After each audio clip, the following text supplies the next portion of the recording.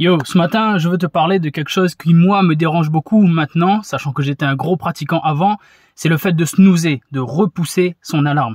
Je sais que vous êtes nombreux et nombreuses à le faire en vous disant « Ouais, mais c'est pas très grave, je suis fatigué le matin, je repousse de 5 minutes, et puis 5 minutes, puis 5 minutes, et puis il y a une demi-heure qui passe, une heure qui passe.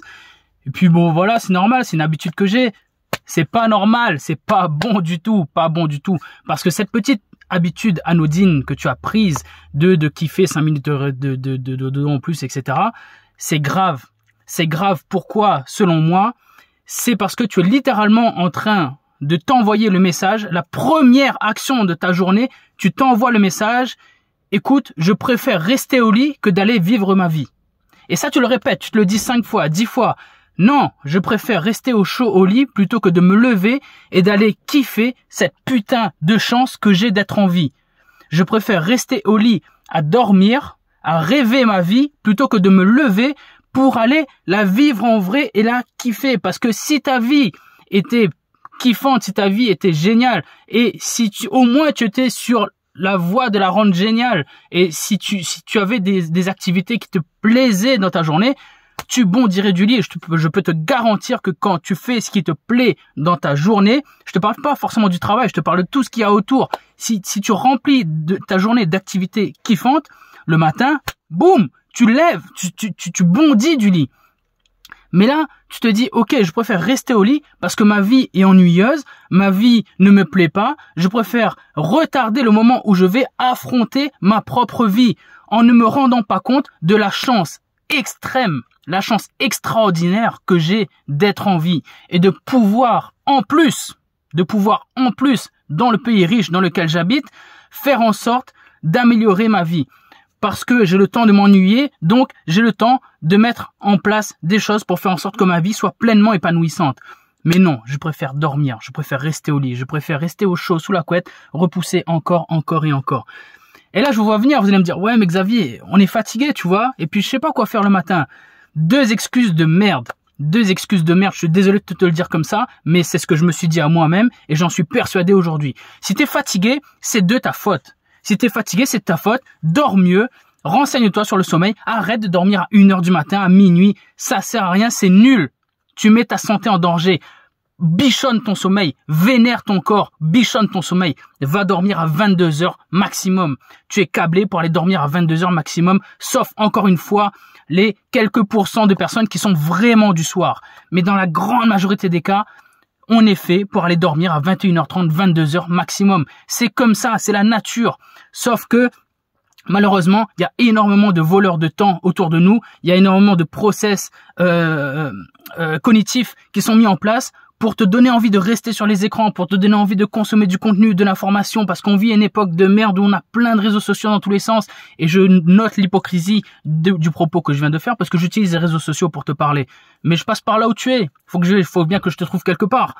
Mais c'est nul. Les réseaux sociaux, c'est nul, parce que quand tu te rends compte que le soir, quand tu es devant ton téléphone, ou dans ton lit, encore pire, tu es là sur les réseaux sociaux en train de dormir, prêt à aller dormir, et en fait c'est comme si tu avais 400, 800, 1000, 2000 personnes qui étaient dans la chambre avec toi en train de disposer de ton temps, de ton cerveau, de tes pensées, parce que tu es sur un réseau social et que tu es en train de consommer du contenu. Donc arrête cette merde-là, arrête le divertissement, mets une laisse à ton divertissement. T'as vraiment besoin de regarder 53 épisodes sur Netflix le soir avant d'aller dormir? Regarde-en un, ça suffit. Le divertissement doit être l'exception et non la règle. La règle, ça doit être de te centrer sur toi, de faire ce qui est bon pour toi, de faire ce qui t'apporte de l'épanouissement, du plaisir, de la santé, de l'amour. Fais ça en priorité. Et ensuite, tu peux prendre un peu de divertissement. Mets une laisse sur ton divertissement, contrôle-toi, va dormir à des heures raisonnables, bichonne ton sommeil et tu verras que déjà, d'une, tu seras beaucoup moins fatigué.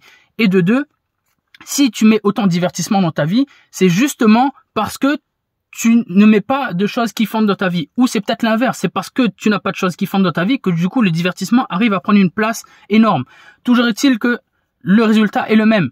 Comme le divertissement prend énormément de place dans ta vie, il n'y a pas de place pour faire des choses kiffantes pour toi, des choses qui t'apportent de la valeur. Et donc forcément, tu passes beaucoup de temps à te divertir, donc tu vas dormir trop tard, tu prends des mauvaises habitudes, donc tu as du mal à te réveiller le matin, tu résistes à ta propre vie. Quand tu te réveilles le matin, t'es fracasse. Après avoir snoozé 10 fois, tu te dis putain, merde, encore une nouvelle journée. Et tu y vas. Et la journée, tu vas travailler. Tu retournes le soir, tu retournes sur les réseaux sociaux. La même chose recommence, la même merde recommence. Et c'est un cercle vicieux qui s'enclenche. Et ton sommeil, tu es en train de lui chier dessus. T'es fatigué, t'en peux plus et tu snoozes le matin. À quel moment ça s'arrête? À quel moment tu te dis mais merde, mon sommeil, il est précieux, ma vie est précieuse. Donc arrête de snoozer urgemment. Trouve ces choses qui vont te remplir profondément. Quand je te dis remplir, c'est vraiment un bien-être profond, viscéral. Ces choses qui vont te donner du bonheur, de la plénitude, vraiment. Arrête de consommer des choses juste pour oublier que tu existes.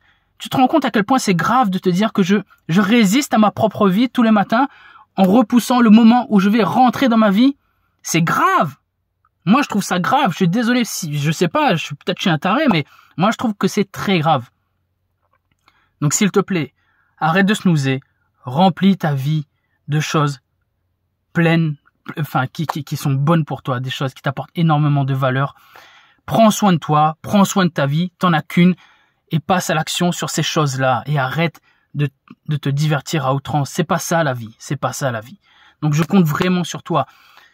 Je peux t'aider si tu veux savoir comment remplir ta vie de choses qui te font un bien énorme. Je suis passé par là, j'ai eu cette vie où c'était métro, boulot, divertissement, dodo, et c'était nul, et je suis aujourd'hui dans une vie où je kiffe pleinement et je fais ce que j'aime le plus profondément possible, c'est-à-dire aider les gens à travers mon contenu, à travers mon travail, à travers mon temps et mon énergie. Je peux t'aider à avoir la même chose, je peux t'aider à trouver ce qui te plaît et faire en sorte que ça s'intègre dans ton quotidien et que tu vives une vie pleinement kiffante de A à Z. Pour ça, contacte-moi, on va travailler en coaching ensemble, tu trouveras les liens dans ma bio sur Instagram ou en description de la vidéo YouTube ou du podcast si tu m'écoutes en podcast. Mais contacte-moi, n'hésite pas. Bref, s'il te plaît, arrête de snoozer, bichonne ta vie, t'en as qu'une, et commence par bichonner cette journée, fais en sorte qu'elle compte. Je compte sur toi, on passe à l'action ensemble. Allez, 3, 2, 1, et bim!